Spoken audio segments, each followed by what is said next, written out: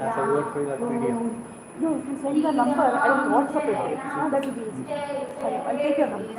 Om Shri Ram Jai Ram Jai Jai Ram Om Shri Ram Jai Ram Jai Jai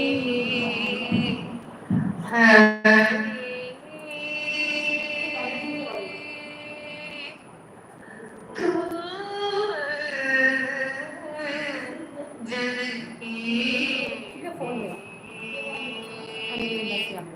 Draupadi की लाज राखो तुम बड़ा ऊंची हरि तुम हरो जन की भीड़ भक्त कारण रूप नर हरि हरिओप शरीर हिरण कश्यप मारी लीन्यो धर्यो दाहिन थी हरि तुम हरो जन की डूबते गजराज राख्यो कियो बाहर नीर डूबते गजराज राख्यो कियो बाहर नीर दासी मीरा लाल गिरिधर दासी मीरा दासी मीरा दासी मीरा लाल गिरिधर दासी मीरा लाल गिरिधर दासी मीरा लाल गिरिधर दुख जहाँ तहापी हरि हरि हरि हरि तुम हरो जन की भी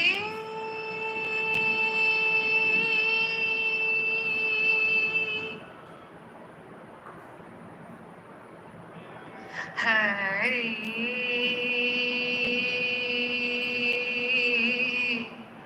हरि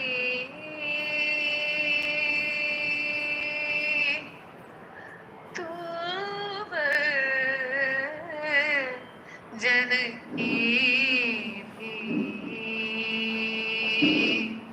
द्रौपदी की लाज राखो तुम बड़ा ऊंची हरि तुम हरो जन की भीड़ भक्त कारण रूप नर हरि हरिओप शरीर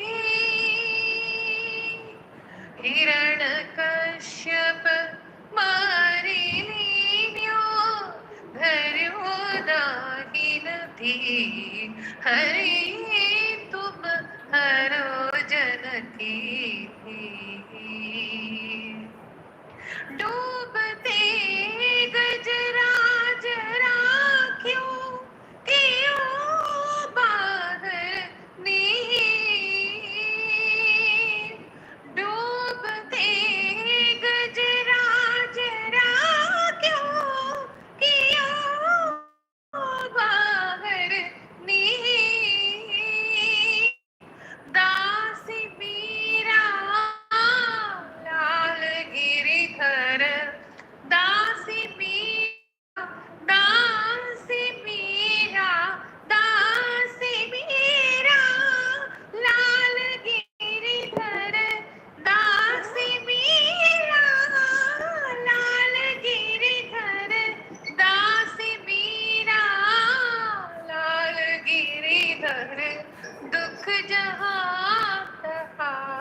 वीर हरे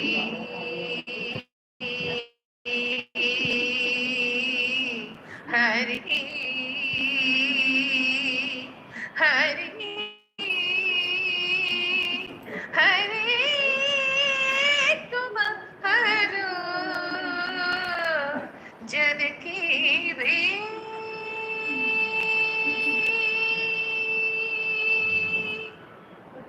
राम जय राम जय जय राम श्री राम जय राम जय जय राम श्री राम जय राम जय जय राम ओम श्री राम जय राम जय जय राम ओम श्री राम जय राम जय जय राम ओम श्री राम जय राम जय जय राम ओम श्री राम जय राम जय जय राम ओम श्री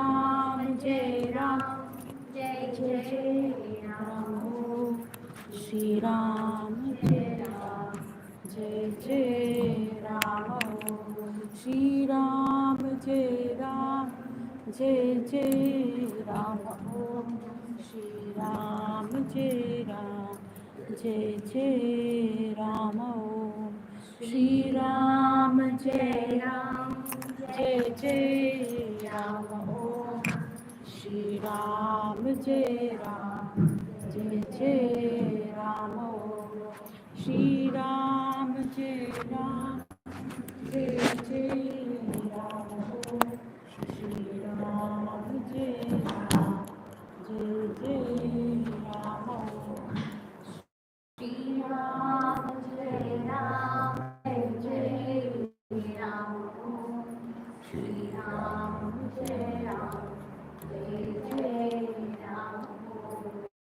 श्री राम जय राम जय जय राम ओम श्री राम जय राम जय जय राम ओम श्री राम ഒരു മിനിറ്റ് राम जय जय राम ओम श्री राम जय राम जय जय राम ओम श्री राम जय राम जय जय राम ओम श्री राम जय राम जय जय राम ओम श्री राम जय राम जय जय राम ओम श्री राम जय राम जय जय राम ओम श्री राम जय राम जय जय राम ओम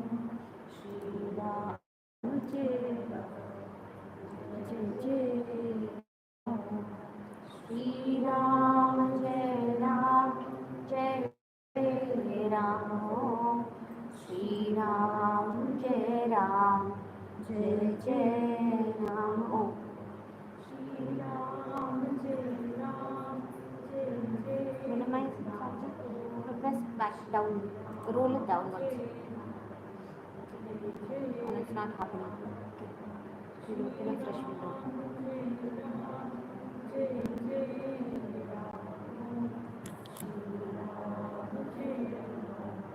जय जय राम श्री राम जय Ram Come, just do it.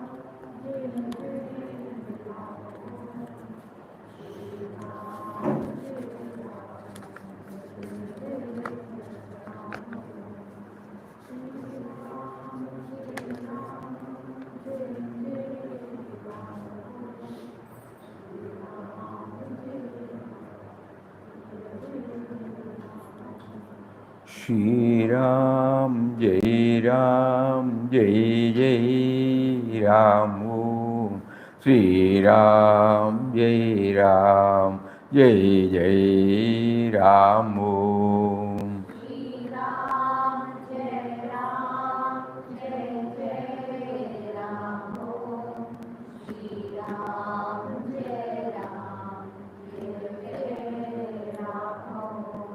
Shri Ram, Jai Ram, Jai Jai Ram. Om Shri Ram, Jai Ram, Jai Jai Ram. Om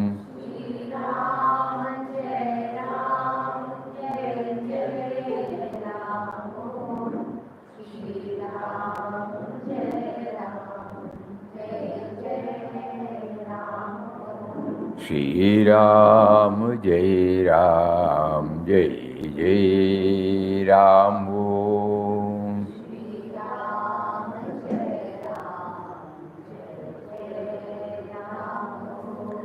Shri Ram, Jai Ram, Jai Jai Ram. Om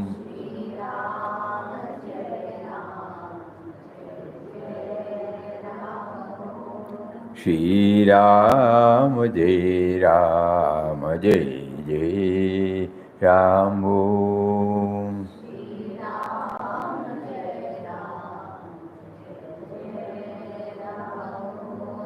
Shri Ram, Jai Ram, Jai Jai Ram. Om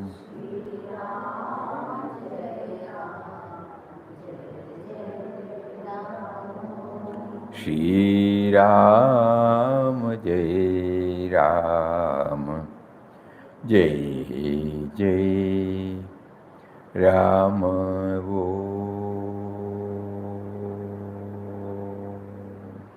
Om Shri Ram, Jai Ram, Jai Jai Ram. Hari Om to everybody. Pranam, pranam, pranam. Before we go to our Bhagavad Gita, we thought we would share Papa's very inspiring words on Guru. Guru guides you to himself within you. Question: does the Guru show only the path but not to take the disciple to the destination? Papa: Guru shows that he is dwelling in the heart of the disciple. This is the first instruction of the Guru, and he also teaches the disciples the ways of approach. If the disciple follows them, he will go within himself and realize the Guru, who is no other than God. Guru's work is to dispel darkness and bring light. He awakens the disciple to the consciousness of the all-pervading eternal nature of God. So you find that the Guru not merely shows the way, but also takes the disciple to the destination. The destination is God within him. Question: therefore the Guru guides us to the destination, but is not the destination. Papa: destination is God. God and Guru, as Ramdas said, are one. God within you cannot be seen. He comes to you in a human form and shows that God you seek is within, and that he who is instructing you and God within you are not different. He assumes the human form to guide you to go within, because you do not get any direction yourself from within, as your mind is impure. Internal guidance can come to you only when your mind is pure. So the Guru from outside teaches you how to purify your mind so that you may see God within you and also realize that Guru and God are one.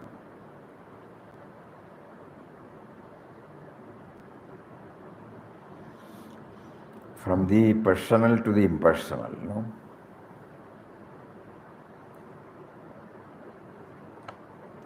Destination is God. God and Guru, as Ramdas said, are one. God within you cannot be seen.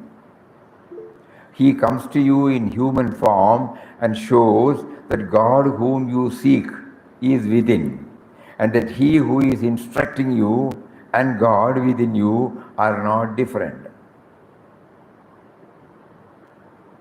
He assumes the human form to guide you to go within, because you do not get any direction yourself from within, as your mind is impure. Internal guidance can come to you only when your mind is pure. So the Guru from outside teaches you how to purify your mind so that you may see God within you and also realize that Guru and God are one. A lot of reflection is necessary to understand these words, but it helps us to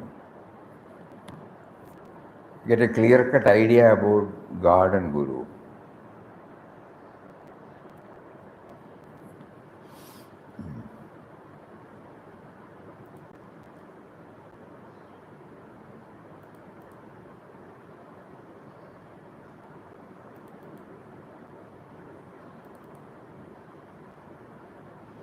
We were in 8th chapter,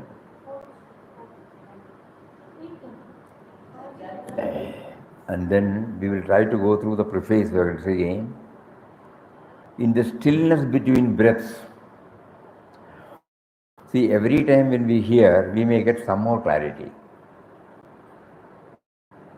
If He blesses intensity to explore within, every time when we read, we may get some more clarity, some more light.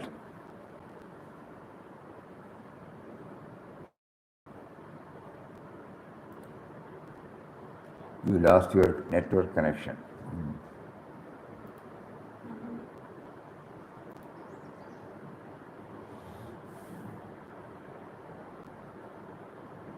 Bluetooth.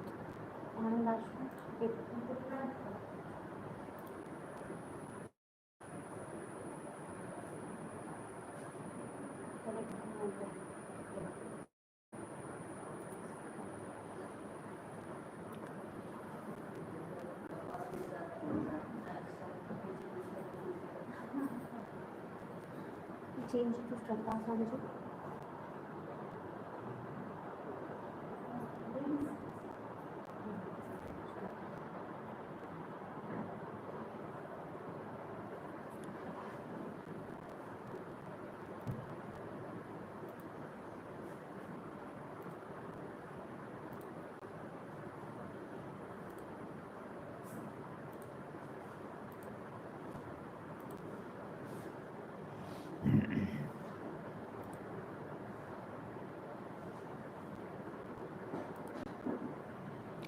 In the stillness between breaths, when all worldly identities fall away, what remains? In the stillness between breaths,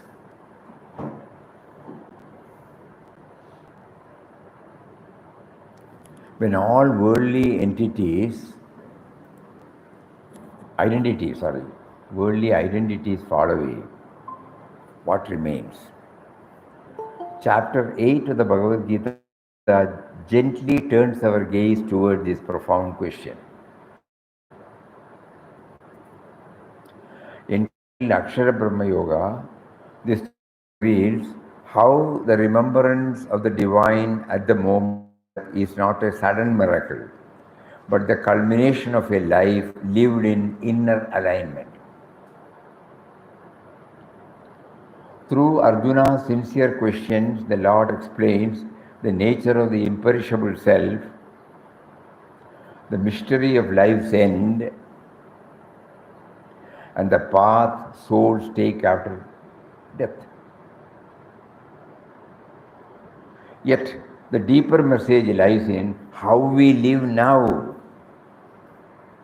with unwavering focus, sacred remembrance, and surrender in all our actions.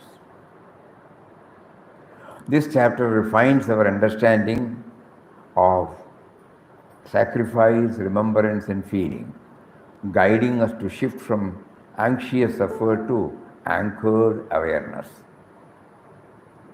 The dying moment becomes a mirror of living moments. The dying moment becomes a mirror of our living moments.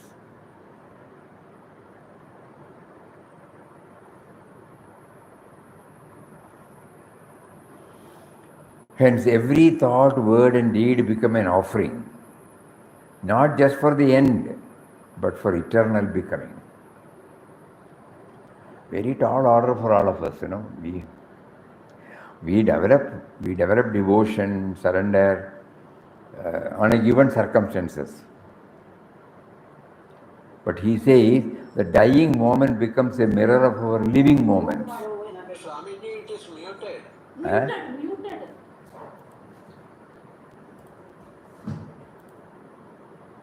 Oh, here is got muted. No, yeah, Swamiji. Yeah. Yeah, it's working now. Can you hear? Not spoken. I thought, can you hear now? In the stillness between breaths, between breaths, when all worldly identities fall away, what happens? Let us not try to find out the answer through our intellect. Because in the stillness between breaths, when all worldly identities fall away, what remains? Chapter 8 of the Bhagavad Gita gently turns our gaze towards this profound question.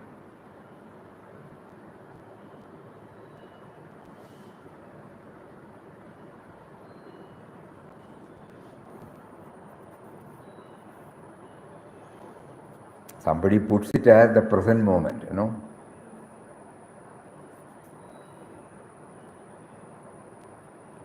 Free from anxieties for the future and the benumbing memories of the past. We can put benumbing memories of the past and the anxiety over the future. This snatches away our awareness of the present. Please think over.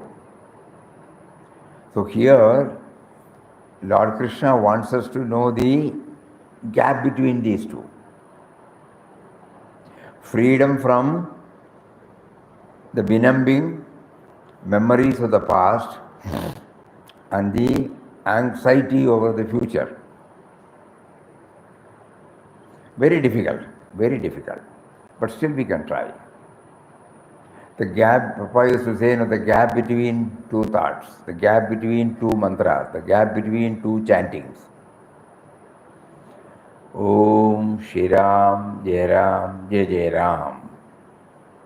Om Shri Ram, Jai Ram.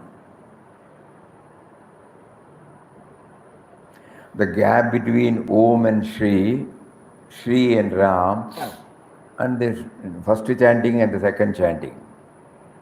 At the moment, are we becoming aware of it? No.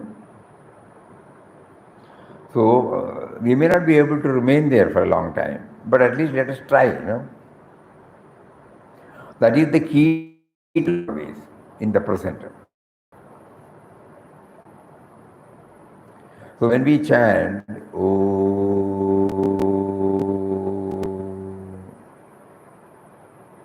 we are trying to line up all our thoughts on that particular sound. The more you lengthen it, it becomes subdued, controlled, tamed.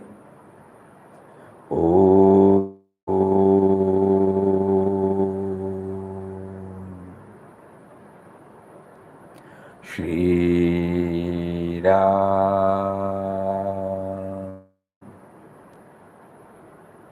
Jai Ram. Jai Jai Ram.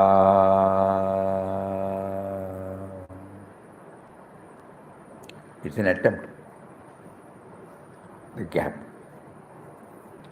In the stillness between breaths, when all worldly identities fall away, what remains? Chapter 8 of the Bhagavad Gita gently turns our gaze toward this profound question. Entitled Akshara Brahma Yoga, this chapter reveals how the remembrance of the divine at the moment of death is not a sudden miracle, but the culmination of a life lived in inner alignment. Because in our case, the inner alignment is not steady, We get a glimpse.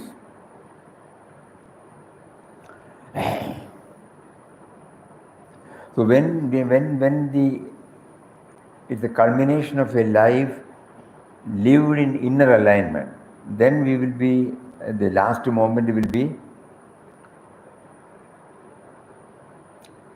beneficial, helpful, fulfilled.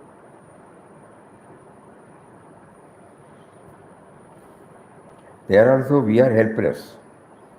We have to seek His intervention. Because our past memories are so dominant, which keeps on concretizing our identities. Think about it. Through Arjuna's sincere questions, the Lord explains the nature of the imperishable self, the mystery of life's end, and the path souls take after death. Yet, the deeper message lies in how we live now, with unwavering focus, sacred remembrance, and surrender in all our actions. This chapter refines our understanding of yajna, sacrifice, smriti, remembrance, and bhava, feeling, guiding us to shift from anxious effort to anchored awareness.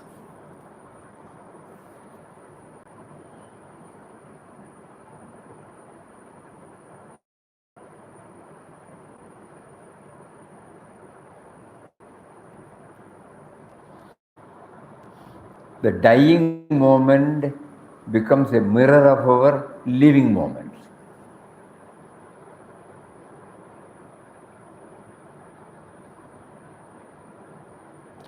You remember Vinobaji was telling when he met his grandmother, she was telling everything and more about the ornaments also, no? So that means that is the dominant vasana that is there. So at the time of leaving, that will come up,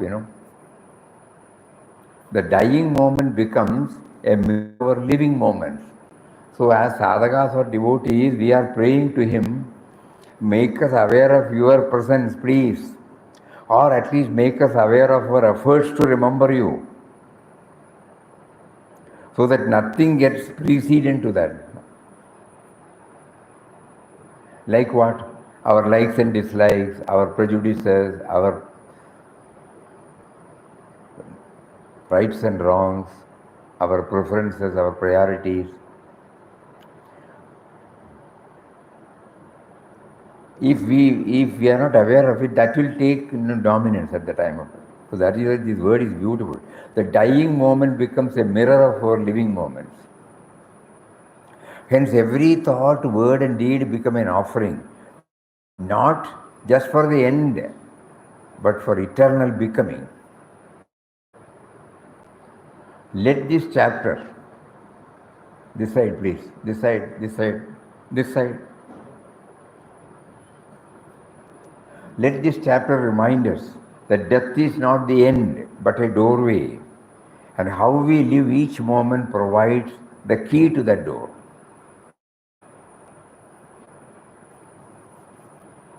doorway to the immortality. Let this chapter remind us, we should let this chapter remind us that death is not the end, but a doorway, and how we live each moment provides the key to that door. In Papa's words, oft quoted and favorite, always living in universal consciousness. The individual consciousness should get aligned to the universal consciousness. That is the doorway.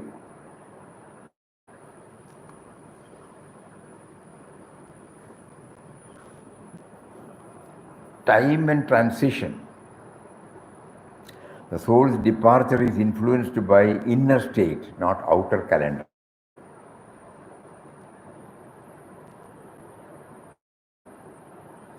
Not the date, inner state. What we remember at death reflects how we lived. The final moment reveals the soul's deepest attachments and focus. Constant remembrance shapes destiny. A mind trained to rest in the divine naturally remembers him at the end.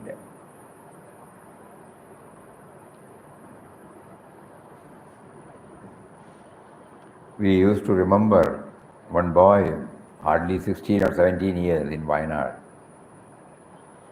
He was considered to be not a normally mentally developed child. But in 16th, 17th year, we don't. One day he called all people, brothers, father, mother, friends, everybody, come on, sit down, chant, do bhajan. He dropped the body. Nobody knew that he was such an advanced, spiritually highly elevated soul. Because at the time of leaving, he wanted to associate himself totally with that reality.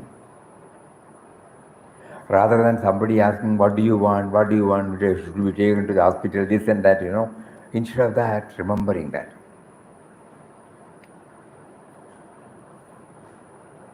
In the midst of that bhajan, he dropped the body. Constant remembrance shapes destiny. A mind trained to rest in the divine naturally remembers him at the end. The Lord is the supreme refuge. He is the eternal seed, sustainer, the light beyond all lights.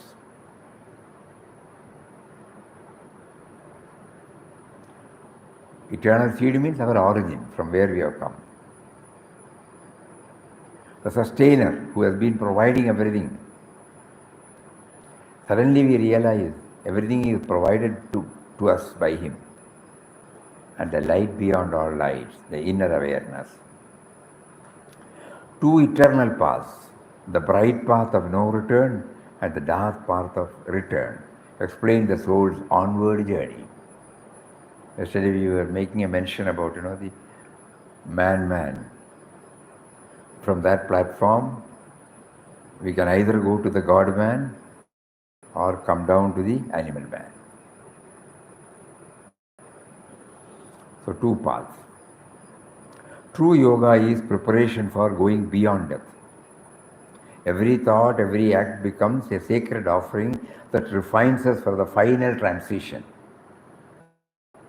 Transition means individual to the universal.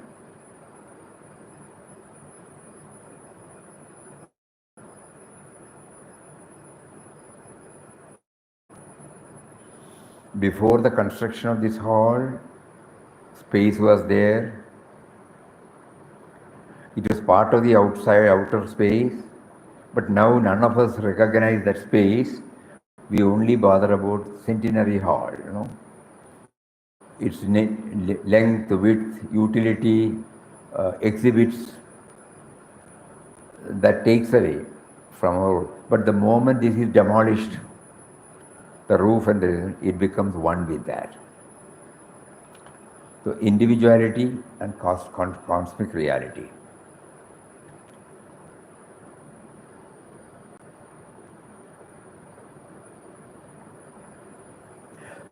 So Mataji used to tell that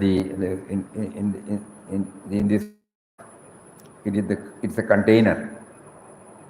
When we remove the outer material for the container, it becomes one with the outer space. But so long as it has this form, we will not recognize the outer or the inner. We are only concerned about the inner. This is what is beautifully brought out here. True yoga is preparation for going beyond death. Okay, sorry. A call to live meaningfully. A call to live meaningfully, not mechanically. Death is no longer feared when life becomes an unbroken offering.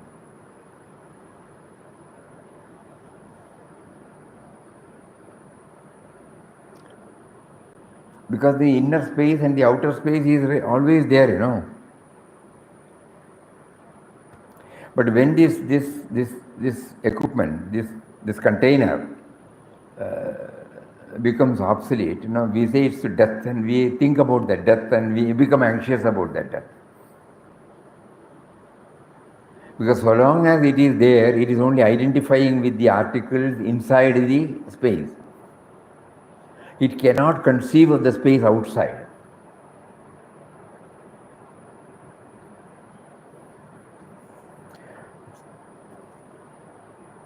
Mataji showing with a glass. Simple but profound truth. It is there, it has been there, but we don't recognize beyond the boundaries of this, beyond the form of this container. What is her word?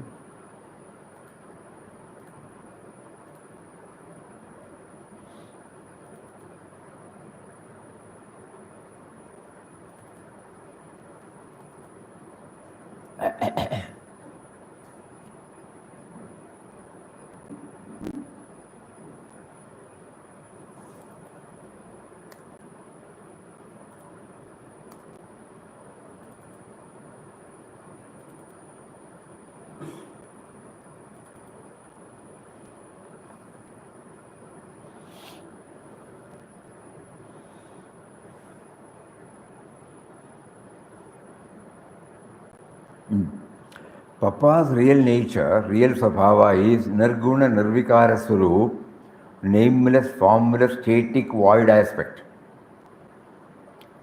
Such a supreme being who fills all space came in human form in order to enjoy his own bliss. It is like enclosing the emptiness that is all around you within the confines of a small container. Take away the enclosure, and what is left? Only emptiness again. A simple example, you know, but it is like enclosing the emptiness that is all around you within the confines of a small container. Within these four walls, you know, we have forgotten about the space that will be there, but we don't recognize that. We only see now the hall. We are unaware of the space. So Mataji says, remove this, and you will know this one and that one is one and the same. Again, if you want, you can put the enclosure, but you are now aware. You are now aware that though you are within the confines, you are only. That is individual to universal. Constant reflection is necessary.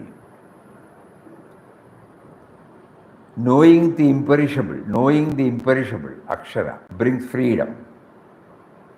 Beyond changing forms lies the unchanging self. The space, changeless, but the room, it is changing. It can be tomorrow, we can have a small room, bigger room, up first floor, ground floor, so many things, you know. So the beyond changing form lies the unchanging self, untouched by time. The greatest success, reaching the supreme state, is not after renunciation alone, but through devoted, mindful living.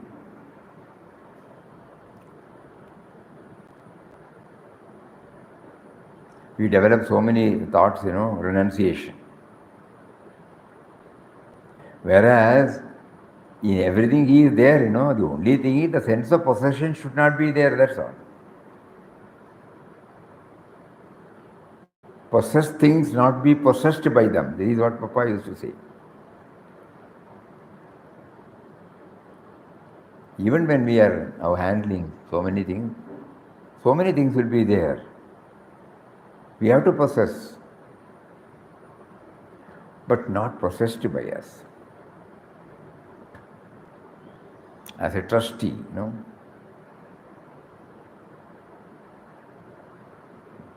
So many points. Bhakti as the golden thread. It is not dry intellect or ritual, but loving remembrance that leads to liberation. Because in dry intellect, we cannot go beyond certain. But bhakti, the individuality, the room individuality realizes that it exists in the outer space. So there are two now, the room space and the outer space. So the relation between the devotion, that is bhakti. That is sweeter than anything. Because at the moment we recognize, yes, there is a hall, it is true. But the only thing is, this whole hall was not aware that it was part of the outer space. Now it becomes aware of the outer space and then continue to remain as the hall. That relationship is called bhakti, golden thread. So then we move to first, what was that? Ramanathanji received the news of his illness, okay. Then Dr. Abdul Kalam's legacy.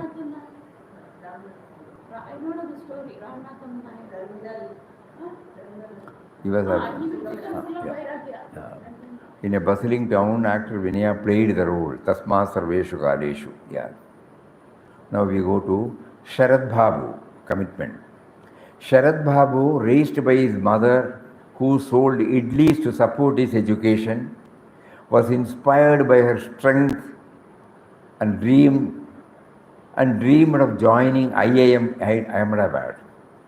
Despite 2 failures, he cleared CAT on his 3rd attempt and arriving at IIM burdened with debt but rich in determination. Motivated by the vision of feeding the poor, he started the catering service in 2006 with just rupees 1 lakh.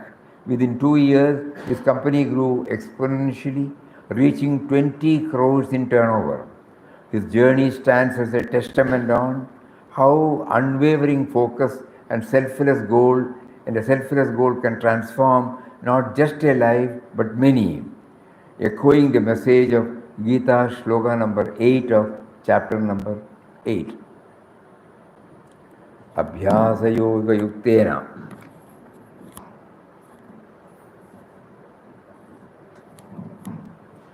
Abhyasa yoga yuktena chetasa nanyagamina paramam purusham divyam yati parthan anuchintayana. When a mind disciplined by constant practice and not wandering to anything else, one attained the supreme divine person by meditating on him. Sharat's mind remained anchored to a higher purpose, and his unwavering commitment, despite failures and setbacks, led him to success and selfless service. His journey reflects the essence of Gita's teaching, that one who trains the mind through steady practice and remains focused on a single goal without distraction ultimately attains the highest. With such a one-pointed dedication, we too can rise above the challenges and realize our greatest aspirations. We are now at the moment confined within the sense of individuality, So these example and the sloga reminds us it is possible. It is possible in the outer world, it is also possible in the inner world. That is why God is parading before us such examples. Outer or inner, He is there in everybody, in anything and everything. So He makes observe the outer example, understand the contained in the sloga, and then with that dream we try to go within and stay committed to scale the heights. Please enable me to realize your presence within me. Enough is enough. Sharad Babu. So when we go through the example, don't think it is an outside example.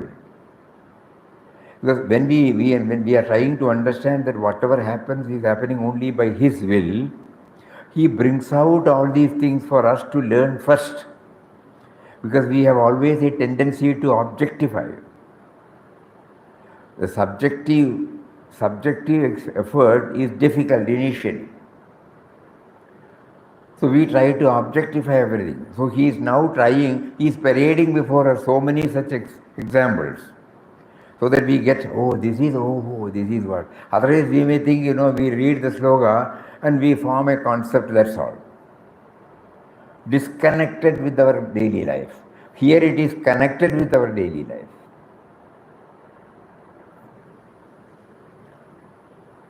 We move to fifth sloga, sloga number 14, determination.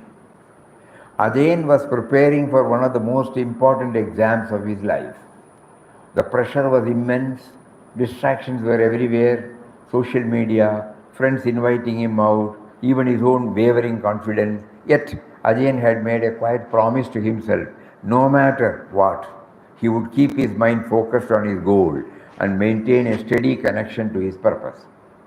Every morning before studying, Ajay would spend a few moments in silent meditation, repeating a simple prayer that helped him center his thoughts. When doubts crept in or distractions called, he reminded himself of his comment, Ananya chetaha satatam, always, meaning with an unwavering, exclusive mind, his focus was not scattered.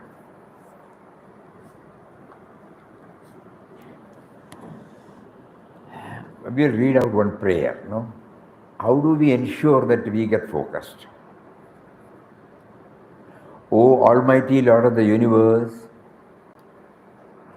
bless me to be joyfully aware every moment that your will is behind everything that happens and also that which does not happen. Everything that happens and also that which does not happen. Your will is behind all my feelings, thoughts, words and deeds, as well as those of every fellow being I know and do not know.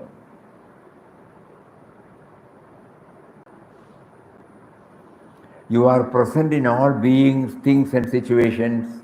I am a mere instrument in your hands.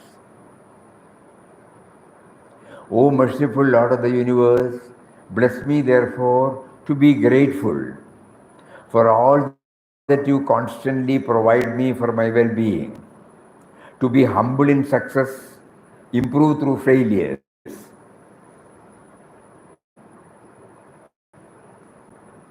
to be humble in success and improve through failures. So failures are given to us to improve. See the difference? The impact. Failure is not a negative thing now. To be humble in success, because I myself have not done, you provided everything, facilitated. This is humble in success. And improve through failures. To joyfully accept the consequences of my thoughts, words and deeds. You prompted me to say something, I have to go through the consequence. To treat that every being, thing and situation with a love and understanding, to keep my body and mind in the best working condition for your use.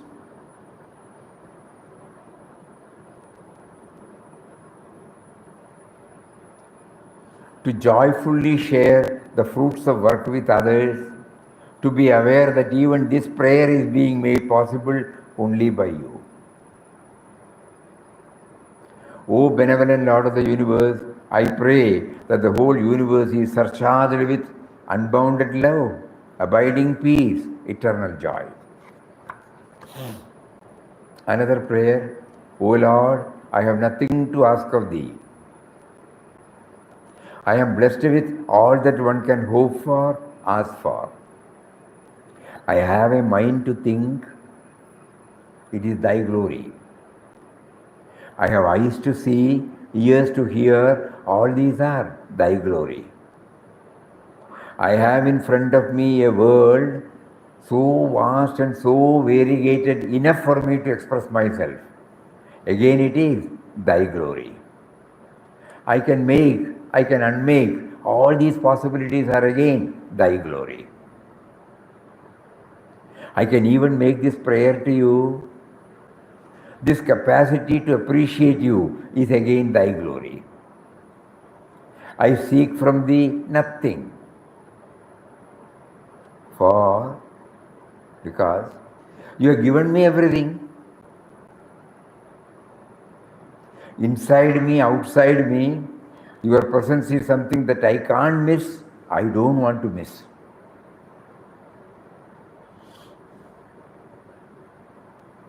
Let thy grace be upon me, not to gain anything new, but to make me see thy glory. In all my achievements, in all my capacities, let me see thy glory.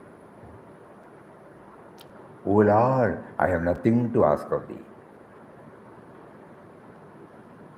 So every morning before studying, Ajay would spend a few moments in silent meditation, repeating a simple prayer that helped him center his thoughts. When doubts crept in or distractions called, he reminded himself of his commitment, Ananya Chetaha Satatam, meaning with an unwavering exclusive mind. His focus was not scattered, it was anchored in his aim and inner resolve. On the day of exam, despite the usual nerves, Ajayan felt calm, confident. His steady concentration allowed him to recall and apply what he had learned with clarity. Much later, when he received his result, he had scored beyond expectation. This story reflects the profound teaching of slogan number 14 in chapter number 8.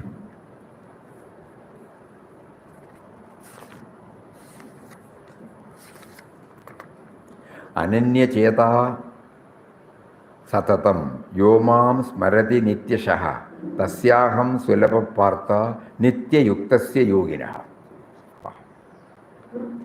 For one who always thinks of me with exclusive devotion, Ananya Cheta, exclusive.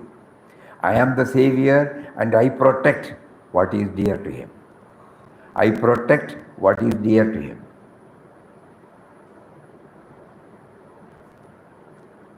Tasyaham Sulabha Partha Nitya Yuktasya Yogya. This shloka teaches that unwavering focus and exclusive remembrance of the divine are one of the highest purpose, provides protection and guidance through life's challenges. Ajayan's experience shows that when the mind is steady and devoted, obstacles lose their power, success naturally follows. In our own lives, whether in studies, work, or personal growth, cultivating such singular focus and heartfelt devotion can be the key to overcoming distractions and achieving our true goals. It reminds us that the power of a concentrated mind, aligned with a higher purpose, is a source of strength and protection beyond measure.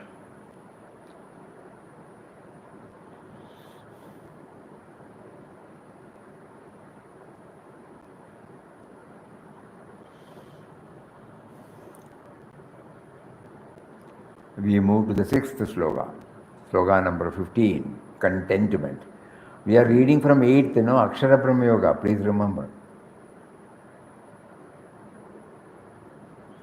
After years of a fulfilling global career in an IT industry, Subrata Bakshi rushed back to Delhi upon hearing that his father had suffered severe burn injuries. At Safdarjung Hospital, a place stripped of dignity by overcrowding and neglect, he found his father bandaged from neck to toe, barely conscious. One morning, desperate and frustrated, Bagji pleaded with him to change his father's empty blood bottle. Her indifference pushed him to anger until his father opened his eyes because the nurse said, "You do it by yourself."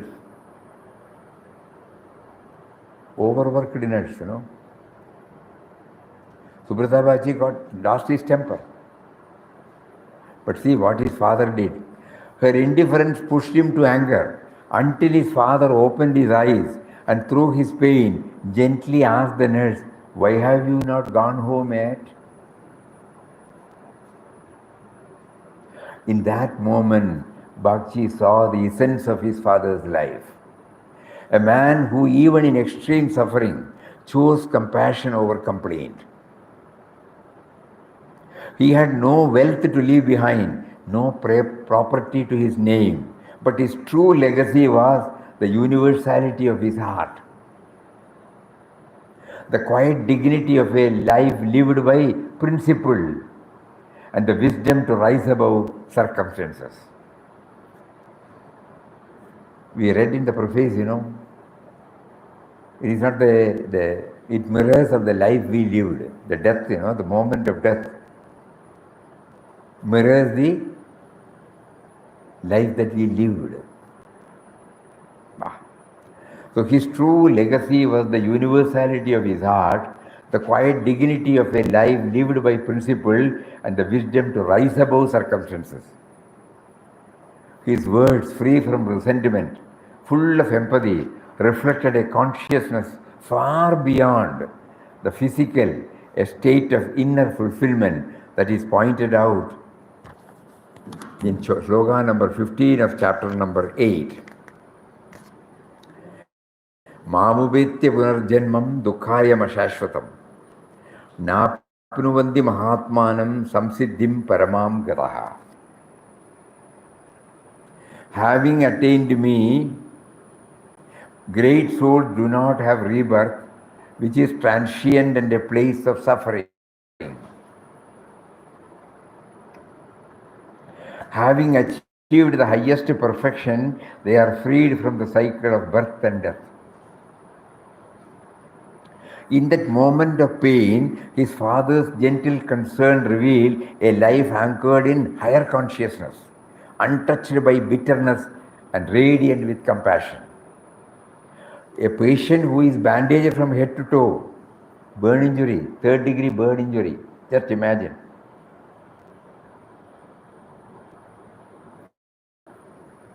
Bandaged from head to toe. And even at that time, no complaint against the nurse. He was concerned about the overworked nurse. Higher level, As the sloka describes, such souls, having transcended the turmoil of the world, are no longer bound to its sufferings.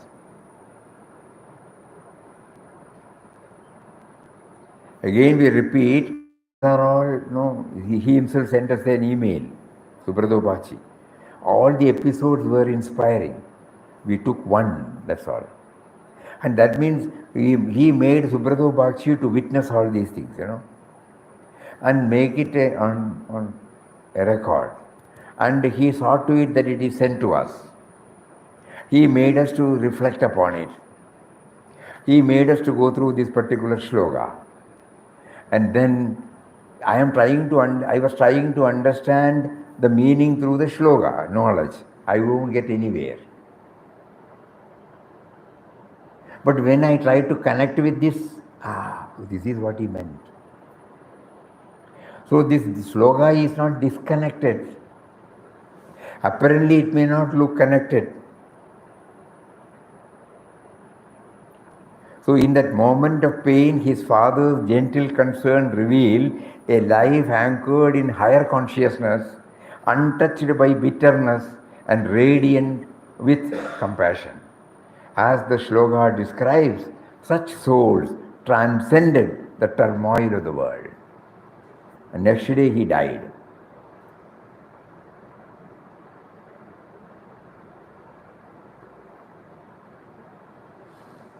And are no longer bound to its suffering. His mother also like that, no? When she was in the deathbed, he rushed again, and he was in states, so he had to leave. At the time of leaving, he kissed her in the forehead. You know what that lady said at that time? Why are you kissing me? Go and kiss the world.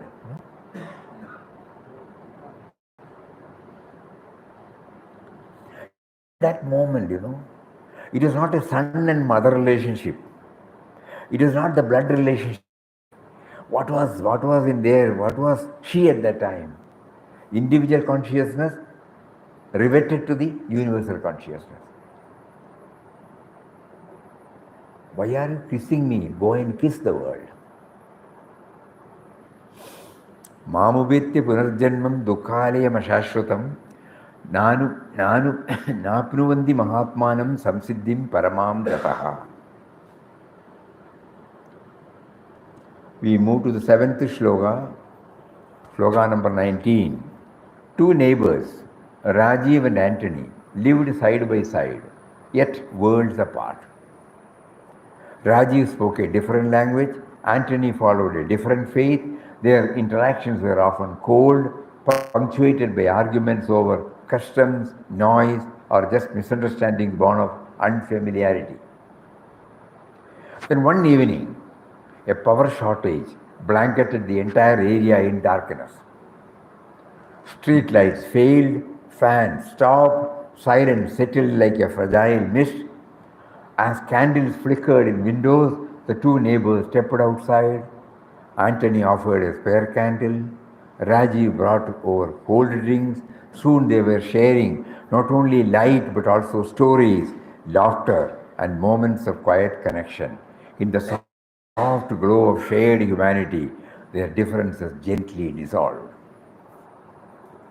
Just as night absorbs all visible distraction and the world sleeps, only to awaken again at daylight, so too we dissolve and reform every day, each day, shaped by what we choose to carry forward, as explained in slogan number 19, chapter number 8.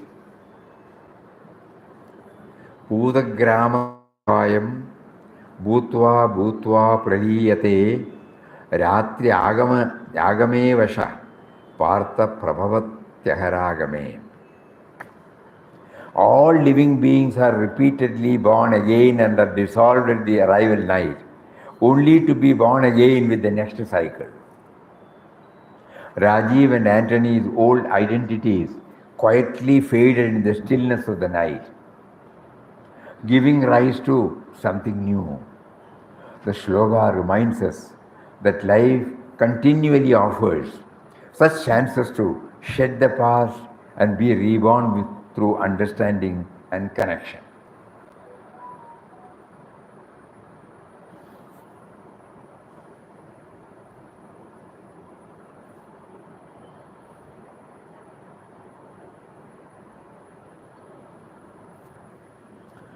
So many examples well up in our hand. Yeah. So again we remind, if we keep open our mind, every one of us would have come across with such examples, not direct, something similar to that. It takes only just like that to forget about it. So the daytime and the night time. Normally, suppose we limit to the day and night, we will not be able to enjoy the sweetness of the shloka. the active life and the dormant life.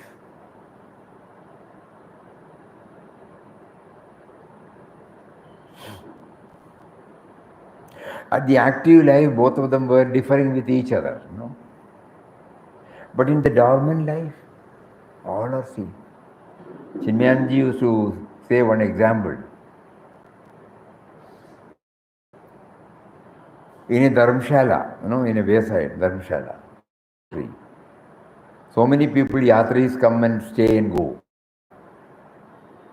One was a doctor, a philosopher, a spiritual aspirant, a robber, a vakil. Everybody comes, 7 o'clock, 8 o'clock, 9 o'clock, 10 o'clock.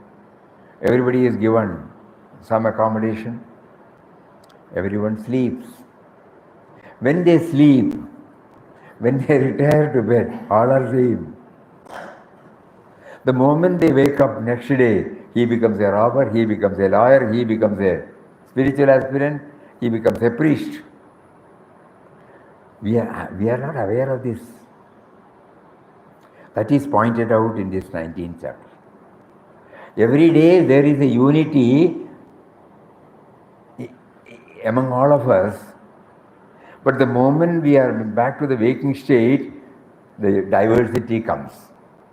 But it's all right. But the punch of the thrust of the diversity will not be felt deeply if we become aware of the unity.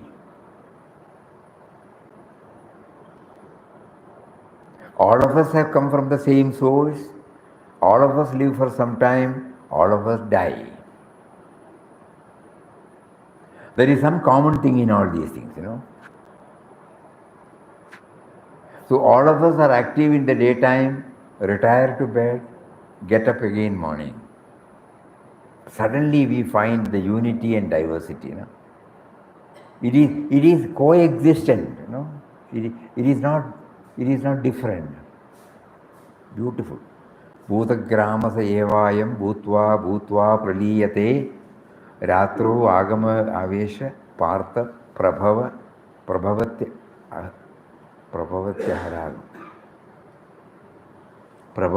haragame. I think one more. Okay, one more. We will take it up tomorrow. So we were able to cover. It is not that we should cover all. Some at least should go deep into us. There are about 28 slokas, 27, something like that. At least one or two slokas, if it goes inside deep, the purpose is served. Because we are not after academic excellence, textual knowledge. We are after the experiential realm.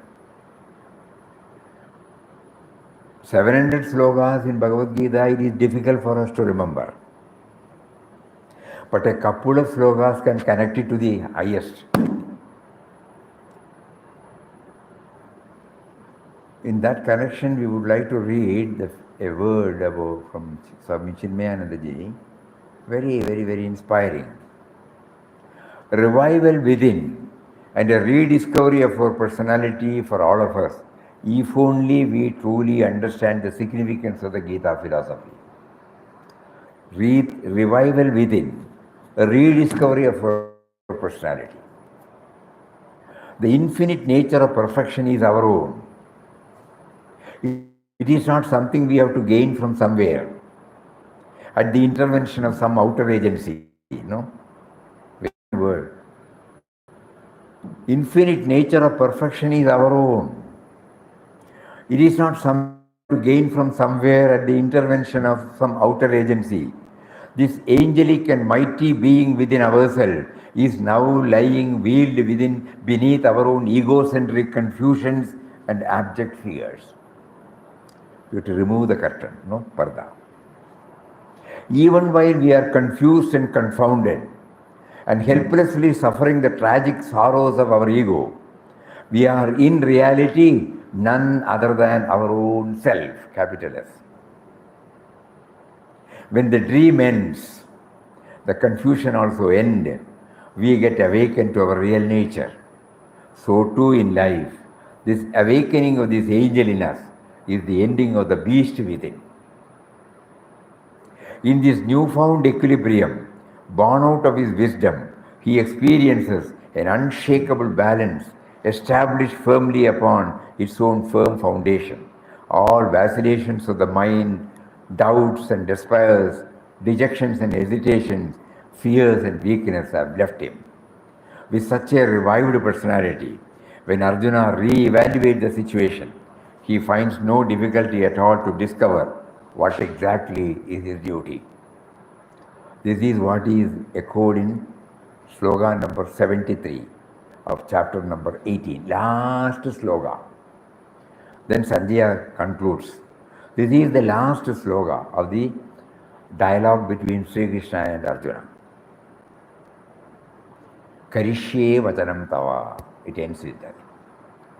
Arjuna openly declares, I will do thy word. In the Gita, it has already been pointed out that Krishna stands for the divine spark of existence, manifested as pure intelligence. Arjuna here confesses that no more shall he listen to the whispering of the lower beast in him, the misguiding mind and its agitation.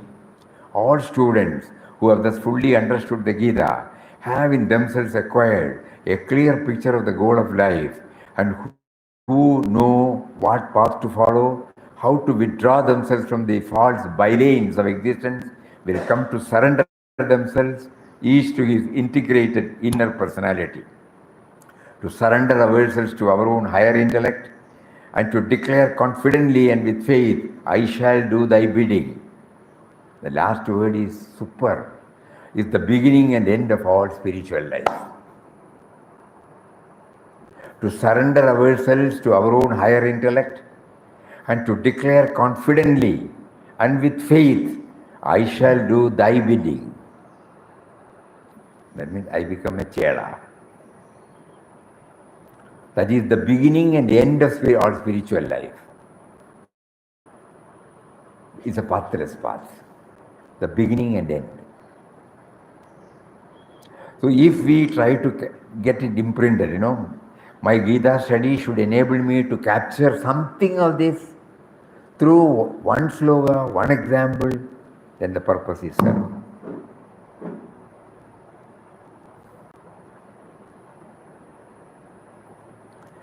The late Maharaja of Travancore, a highly learned scholar, great man, old man, Martanda Brahma, and his family were on tour to this North Kerala. So they had heard about Ananda Ashram, they came here. In the room where we sit, Puja Swamiji was sitting. So Radha Tamburati, she was also highly learned. She came near to Swamiji and said, quoted a few slogas and then asked, they seem to be paradoxical, what is the meaning? Spontaneously, like it's childlike innocence, Swamiji was a personification of childlike innocence.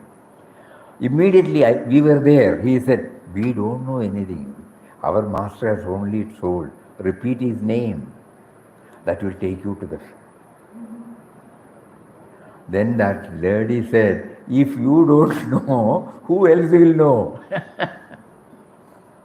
So that means what? The meaning of the sloga and the meaning of whatever spiritual discipline are one and the same. Not necessarily through the slogas. But if the theme is captured, that is enough. That she was able to evaluate. Swamiji smiled, that's all. There was no... That was a big pointer for us, when we were witnessing that. So similarly, when we don't have to go through the 700 slogas, master this and master that. But if we capture one and align it to our own, what has been explained to us through Papa, and he also now provides you go through the Bhagavad Gita. So if we capture one, align it with the purpose for which he has made us to align, real service. This should not be lost sight of. That is why probably he made us to read it today. Okay, more about it tomorrow. Hari Om. Om Shri Ram Jai Ram Jai Jai Ram Om Shri Ram Jai Ram Jai Jai Ram Om.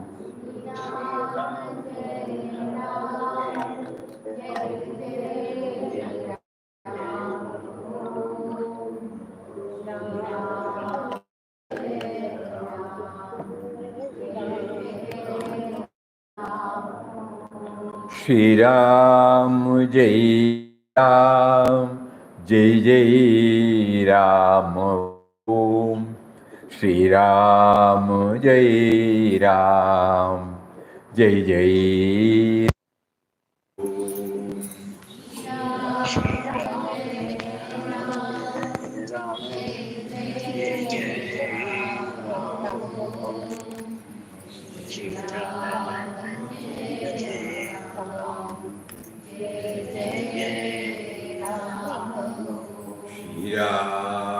Jai Ram, Jai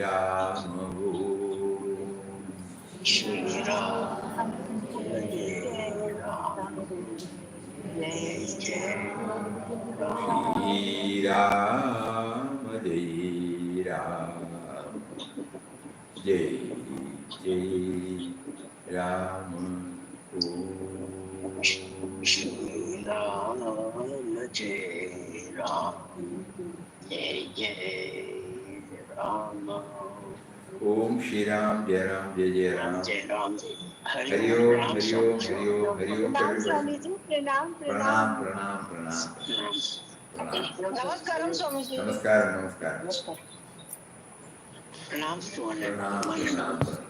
Hari Om. Pranam. Pranam, All well Swamiji. pranam, pranam.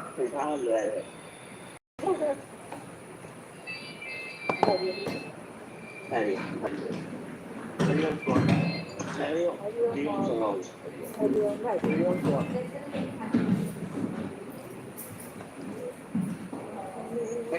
Hari Om, Hari Om. Swamiji, can we take a picture of that prayer which you were reading? Picture of the prayer which he was reading? Yes, I'll send you Why the should PDF. you, I why never should you take a picture? I will give you the prayer. No, no, you keep it for other We have got devotees. plenty.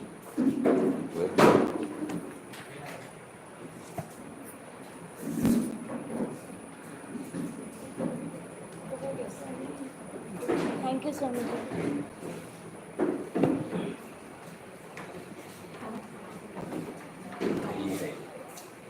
Hari Om, Hari Om.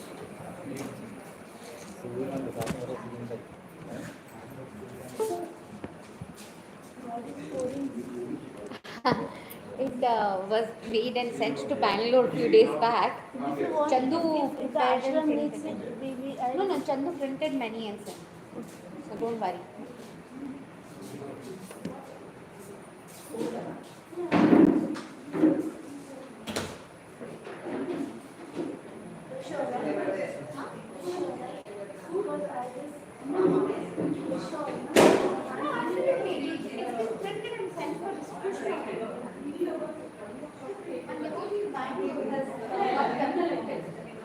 He asked me to send the file to him. So I sent the images to him. He printed it there. He sent to him.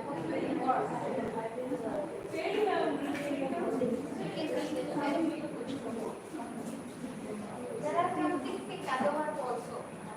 You want those, you can let me know. I'll send you. Yeah. Finish. Whenever in future you need something, you can send me a message. You know.